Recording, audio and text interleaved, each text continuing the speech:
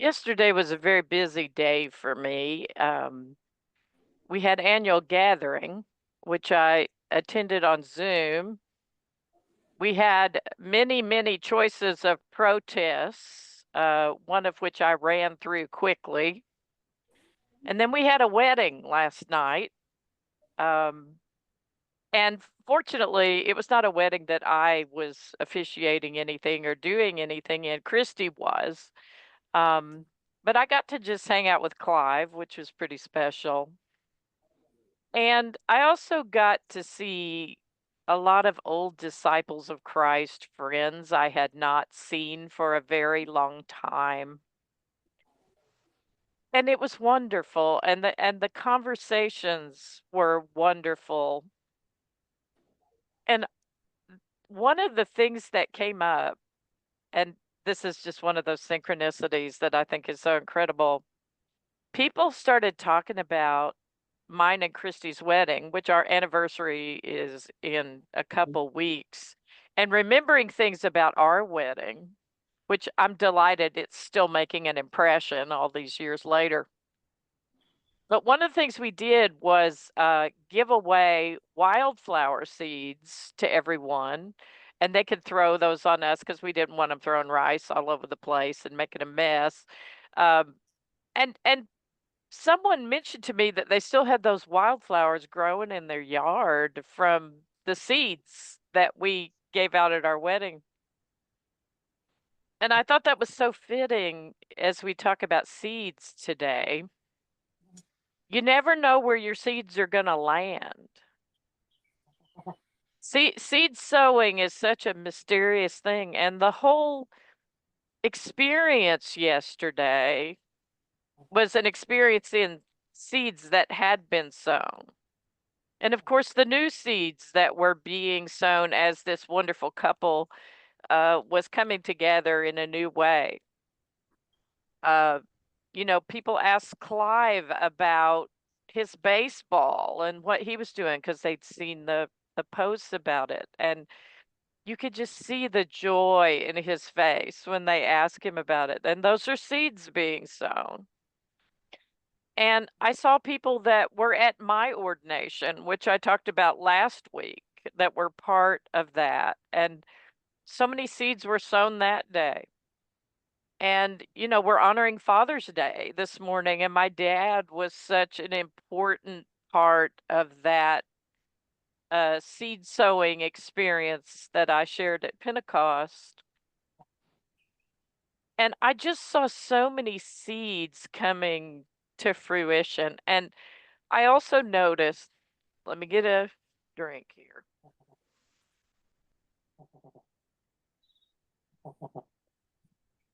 I also noticed that some of the folks that I'd known for a really long time that I hadn't seen for a while, when they came up to me and we stopped and looked at each other. And then we had a really, really long hug. And there were tears shed in that because seeds had been sown a long time ago. A long time ago when my hair was pink or green and I looked a lot different, and now my hair is gray, snow white, whatever it is. And so much water had gone under the bridge. And so I bring all that story about seed sowing to you. And also I gotta say there's this point in the wedding ceremony where the couple is sharing their vows, and Christy reached over and put her hand on mine. And it's like I started remembering where you go, I will go, where you lodge, I will lodge. Your people will be my people, and your God, my God, from the book of Ruth, which were part of our wedding vows. So in that hand touch, there was the activation of a seed that had been sown. And so this was all over this experience yesterday. And rather than, theologizing about the Trinity, it is Trinity Sunday, and the Trinity is a beautiful thing. that indicates the diverse and wonderful ways that God comes to all of us. But it felt easier today to talk about something tangible with everything that's going on around us, with all the chaos that has been sown around us this week. It felt good to talk about something tangible. So today we talk about seeds.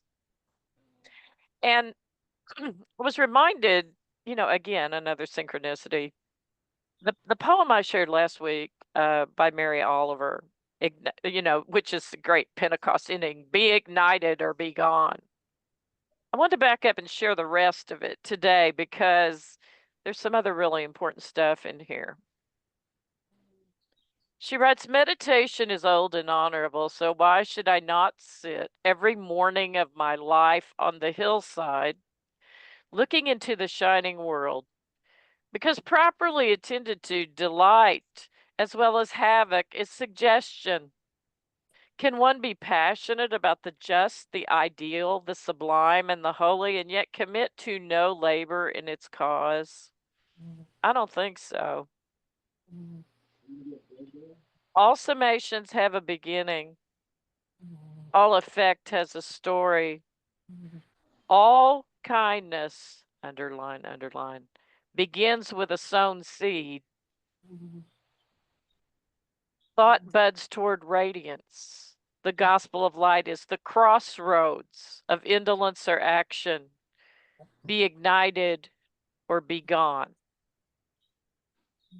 Before you come to the crossroads, before you decide if you're going to be lazy, which is what indolence is, or do something, or somewhere in between, before you decide whether you will be ignited or be gone, there is kindness that begins with a sown seed. A sown seed. Where are you sowing seeds this morning? Where are seeds coming up in you that have been sown a long time ago? Where is our nation reaping what has been sown and being called to look at that very carefully? And I think Mary Oliver's poem brings us nicely to the quote that I opened with by Cynthia Occelli, who says, for a seed to achieve its greatest expression, it must come completely undone. The shell cracks, its insides come out, and everything changes. To someone who doesn't understand growth, it would look like complete destruction. Now, those images are strong and upsetting and decentering. And yet, there is growth at the core of that. So I want you to hold on to the possibility of growth. Growth is not always a joyful running off into the sunset sort of thing. Sometimes growth is very painful. Jackie used the word transformation a couple of times early in the service. Transformation is hard work, and yet it is the work that we embrace as we journey together. It is the work that we are called as a nation to embrace. And it is painful. It is difficult. And sweeping our history under the rug is not going to help us.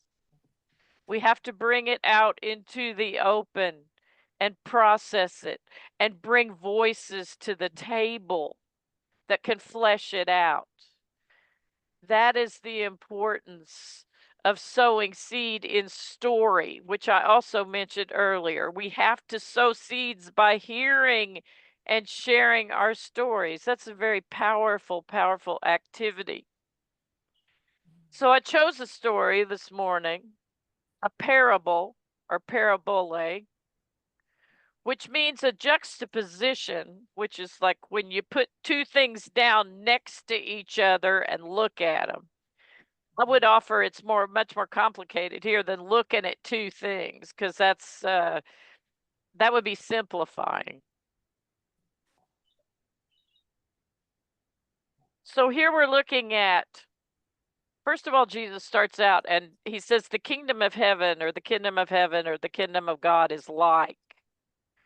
And so that should make our ears prick up because he's telling us something important. He's telling us about something spiritual and internal that we're supposed to bring out into the world. He talks about good seed being sown in a field, but suddenly there are weeds that are coming up with it. And then there's a little bit of conversation that goes on. Well, did we plant the right seeds? Did you pay attention to that? There's that blamey stuff that goes on. Well, what happened? Why is this happening? Why are there weeds coming up with the wheat? And I want to point out to you, I thought this was so fascinating. When we think of weeds and good plants and weeds, we think of weeds as something that needs to be rooted out or torn away. There are a lot of weeds that serve very useful purposes, which is where I'm saying the juxtaposition stuff is more complicated than it looks. Sometimes weeds are very useful. But one of the definitions that Wiki gave that I thought was really useful was that weeds are plants that are growing in places that they're not supposed to be. And if you are a gardener, you understand that because you're trying to cultivate a certain thing, and then here are plants coming up that are not supposed to be there. I thought it was also interesting that they used the word, well, an enemy sowed this, or an enemy is responsible for it. Again, trying to find blame for all this. There's an enemy. The enemy in Strong's translates, I can't read my own handwriting to read the Greek to you. It starts with an E. But it means haters. The haters have done this. Now, who are the haters? We could start making a list. It's easy to do these days. I would also offer that we should each be putting a mirror up to ourselves and looking at where self-hate, particularly, is rooted in us. Because when we hate ourselves, we hate parts of ourselves, we project that out and then we see it in other people. It distorts our vision and we can't see clearly. So I want you to notice, like, reinsert the word hater there instead of enemy. The hater can apply, it's vague. It doesn't just mean external haters. It can also be about what's going on in ourselves. And I think it's really important to pay attention to that because I think we get weeds in our wheat when we are being hard on ourselves. And maybe hate there's more, again, the juxtaposition, don't fall into the dualistic thinking, but when we're just sabotaging ourselves, when we're sabotaging each other, when we're not listening, all those systemic sins that creep into things, we have to be careful about that enemy, which sometimes we're our own worst enemy, creeping in and sowing weeds in our wheat. So I call that out to you for conversation this morning.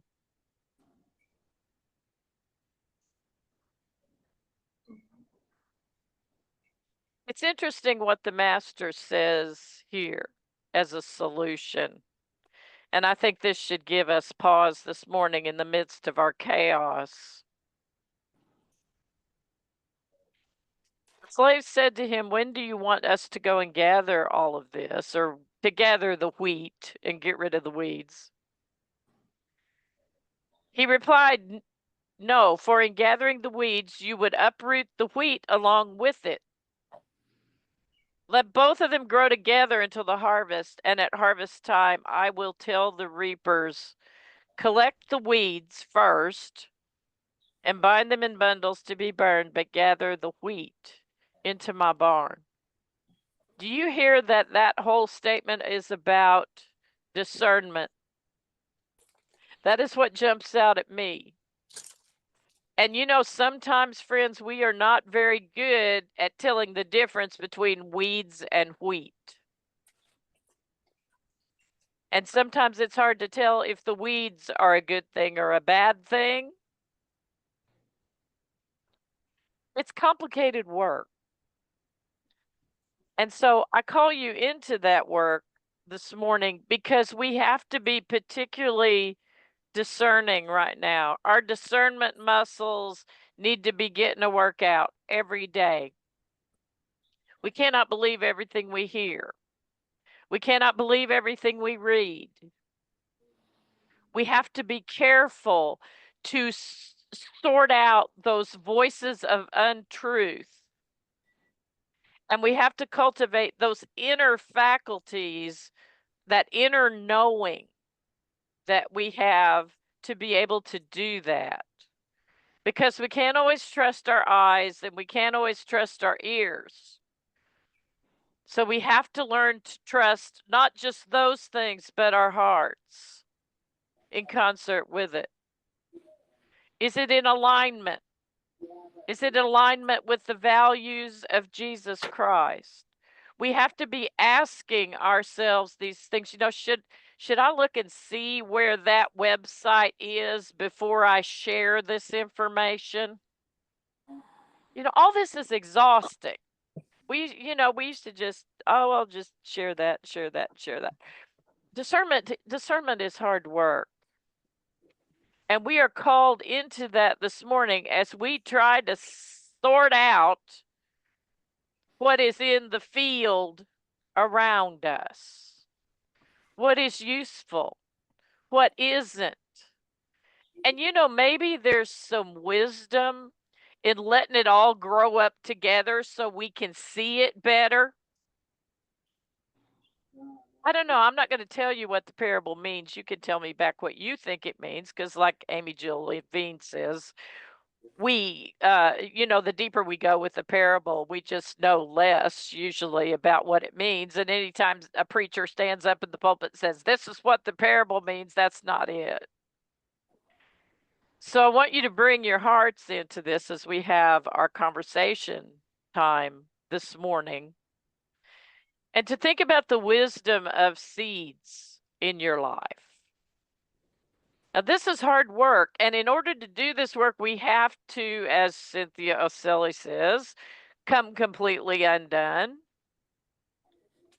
Or as Mary Oliver says, we have to sow kindness, which is a value of Jesus, and then be ignited or be gone. It's a time to be ignited, folks. And, you know, that doesn't necessarily mean for all of us that we get out in the street and we protest. Sometimes protests are very difficult for people that have mobility issues or those sorts of things. It's hard, you know, for people who have mental health issues to hear all the roaring and the chanting and things like that. There are lots of ways for us to be ignited. Find your way. And make sure it is rooted in the values of Jesus Christ, and that you are doing the work of discerning weeds, wheat, and everything in between. So I call you to that work this morning, and I want to finish with another seed angle from Jeanne Richardson.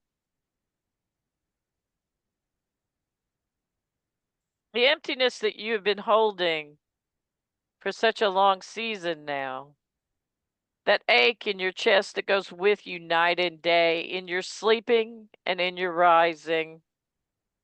Think of this not as a mere hollow, the void left from the life that's leached out of you. Instead, think of it like this, as a space being prepared for the seed. Think of it as your earth that dreams of the branches the seed contains. Think of it as your heart making ready to welcome the nest its branches will hold. Questions for discussion. For those of you who garden or lovers of plants, what have you learned from the practice of gardening or planting that might be helpful here? Much is coming completely undone around us. How are we called to sow seeds or to have seeds sown in us during this time? What wisdom have you gleaned from those coming completely undone times in your life? Where did you find God was present? What are you doing to stay centered? What sustains you and gives you life? Join me in conversation now as we finish the sermon. Amen.